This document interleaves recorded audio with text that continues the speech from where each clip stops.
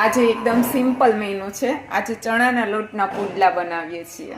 તો સૌથી પહેલા શું લીધું? સૌથી પહેલા જો આ ચણાનો લોટ છે એ આપણે ચાળી લીધો, કે ઈયળ કે ધનેડા કાંઈ ન હોય, ચેક કરી લીધો, બરોબર છે.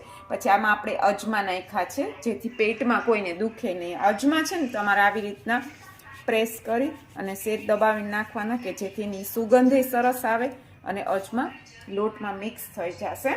અને પછી આપણે છે ને હિંગ નાખશું, થોડીક ચડિયાતી હિંગ.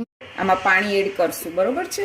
આવી રીતના થોડું થોડું પાણી એડ કરતા જવાનું અને થોડું થોડું મિક્સ કરતા જવાનું, કે જેથી કરીને ગઠ્ઠા ન રહે.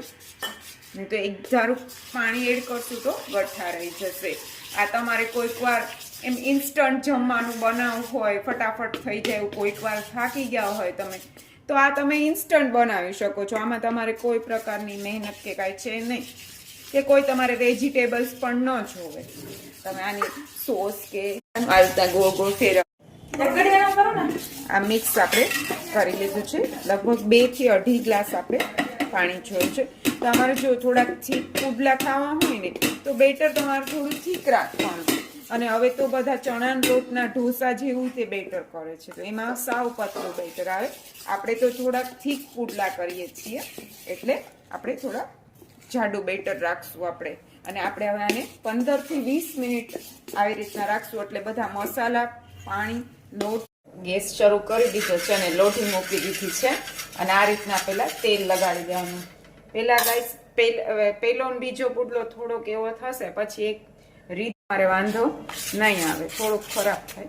હવે શું કરવાનું છે કે જોઈ લેવાનું લોઢી તપે છે તો કે હા તપી ગઈ છે. મીડિયમ ફ્લેમ મેં તપાવવાની છે. અને પછી આપણે આ બેટરને આ ગોળ ચમચામાં મૂકી અને આ બેટર પાથરી દેવાનું છે તમારે આ રીતના સ્લોલી, જેથી કરીને તમારો પુડલો એકદમ ગોળ સરસ બને અને સેજ પાતળો બને.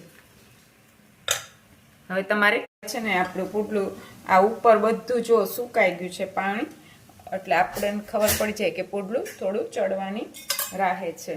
હવે જો સાઈડમાં ગાઈસ આમ બ્રાઉન જેવું થઈ જાય છે, અને જો આવી રીતના ઉખડી જાય છે, એટલે આપણું આ પુડલું તૈયાર થઈ ગયું છે.